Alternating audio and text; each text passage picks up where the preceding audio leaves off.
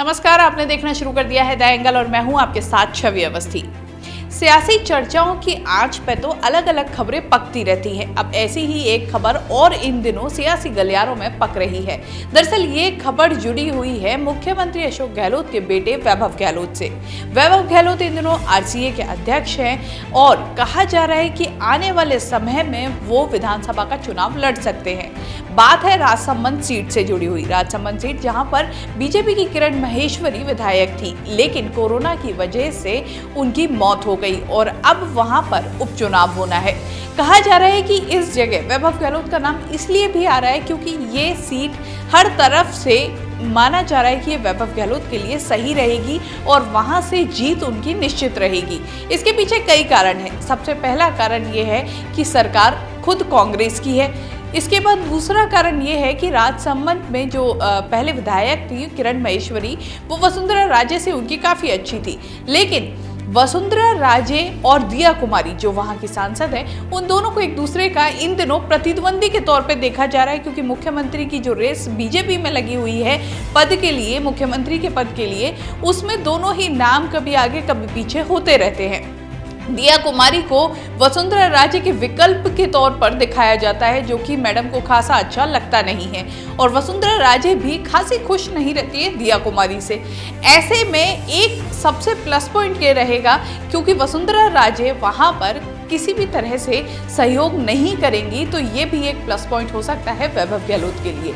इसके अलावा एक चीज़ ये भी है कि वहाँ सीपी जोशी का वो गढ़ माना जाता है। सीपी जोशी की अच्छी पकड़ है, जो कि विधानसभा अध्यक्ष हैं और वैभव गहलोत से काफ़ी अच्छे ताल्लुक हैं, मुख्यमंत्री अशोक गहलोत से अच्छे ताल्लुक हैं और यही वजह है कि विधानसभा के वो अध्यक्ष हैं। और जब आरसीए अध्यक्ष का नाम आया था उस दौरान भी वैभव गहलोत को आगे करने में सीपी जोशी ही रहे थे। तो साफ तौर पर देखा जा सकता है क्योंकि हाल ही में कुछ दिनों पहले जिस तरह से वैभव गहलोत ने वहां का दौरा किया है और उसके अलावा दौरे के कुछ फोटोज भी सामने आए थे, उनमें भी एक साफ तौर पर एक संदेश मिल रहा था कि किस तरह सीपी जोशी आगे आगे चल रहे हैं और वैभव गहलोत को वहां के लोगों से मिलवा रहे हैं। तो कह सकते हैं कि जिस तरह की परिस्थिति बनी हुई है उसमें एक बात तय है कि अगर वैभव गहलोत वहां से चुनाव लड़ते हैं तो उनकी जीत सुनिश्चित रहेगी, क्योंकि जिस तरह का माहौल बना हुआ है। वहीं बीजेपी की बात करें तो बीजेपी में जो ये आपसी गुटबाजी है ये भी वहां पर भारी पड़ेगी क्योंकि वहां पर जो दिया कुमारी सांसद हैं, अब ऐसे में किसी भी तरह से दिया कुमारी को जो अगर वहां से सीट निकलती है बीजेपी की तो दिया कुमारी का कद बढ़ेगा या फिर जो भी वहां के नेता रहेंगे उनका कद बढ़ेगा। वसुंधरा राजे कभी भी नहीं चाहेंगी कि दिया कुमारी का कद बढ़े, क्योंकि अगर ऐसा होता है तो आने वाले समय में वसुंधरा राजे के गर्दन पर तलवार लटक सकती है। क्योंकि इन दिनों जिस तरह से कोशिश की जा रही है भाजपा के अंदर, वो कोशिश है कि कैसे भी वसुंधरा राजे को साइडलाइन किया जाए। ऐसे में वसुंधरा राजे कहीं भी नहीं चाहेंगी कि दिया कुमारी का कद बढ़े। वही सीपी जोशी की पकड़ अच्छी है तो साफ तौर पर इसका फायदा वैभव गहलोत को हो सकता है। और वहीं अभी जो सरकार है वो कांग्रेस की है, मुख्यमंत्री खुद अशोक गहलोत हैं, तो साफ तौर पर इसका लाभ भी उनको मिलता नजर आ रहा है। इसी के अलावा अगर एक चीज ये भी है, आने वाले समय में अगर देखा जाए तो आने वाले समय में राजनीति में अगर भविष्य की बात की जाए तो वैभव गहलोत के लिए सबसे बेहतरीन समय है, क्योंकि इस समय की जो परिस्थितियां हैं सभी पूरी तरह से अनुकूल हैं। तो इस तरह की बातें चल रही हैं कि अब शायद वहां से विधानसभा चुनाव के लिए वैभव गहलोत का नाम आगे आ सकता है। हालांकि किसी तरह की किसी ने कोई पुष्टि नहीं की है।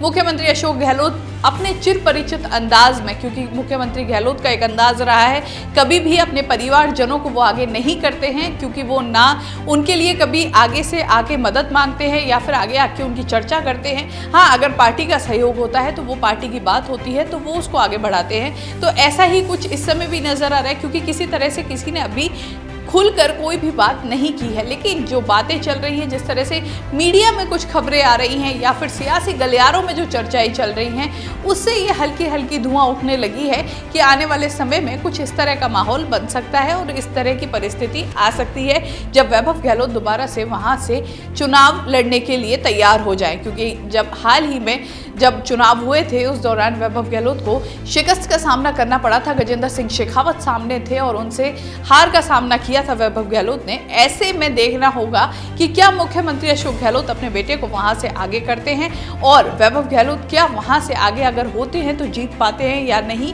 या फिर वैभव गहलोत आरसीए अध्यक्ष बनकर ही संतुष्ट रहते हैं। क्योंकि जिस तरह की खबरें हैं कोई पुष्टि हुई नहीं है, लेकिन अनुमान है तो अनुमानों का बातें तो हैं, तो बातें अगर चलती हैं तो दूर तलक भी जाती है, लेकिन जब बातें चलती हैं तो उनको आप तक पहुंचाने का काम हमारा है। इसीलिए हम आपको हर जो सियासी गलियारों में जो चर्चाएं होती हैं वो आप तक जरूर पहुंचाते हैं। तो कह सकते हैं कि आगे वाले जो उपचुनाव रहेंगे काफी रोमांच से भरे रहेंगे, क्योंकि काफी दिग्गज इसमें उतरेंगे। चारों ही सीट पर उपचुनाव होना है, जहां एक और कांग्रेस इसके लिए तैयारी करने लग चुकी है। जैसा कि पीसीसी चीफ गोविंद सिंह डोटासरा ने भी कहा था कि प्रभारियों को जिम्मेदारी दे दी गई है और पूरी तैयारी रणनीति बनाई जा रही है।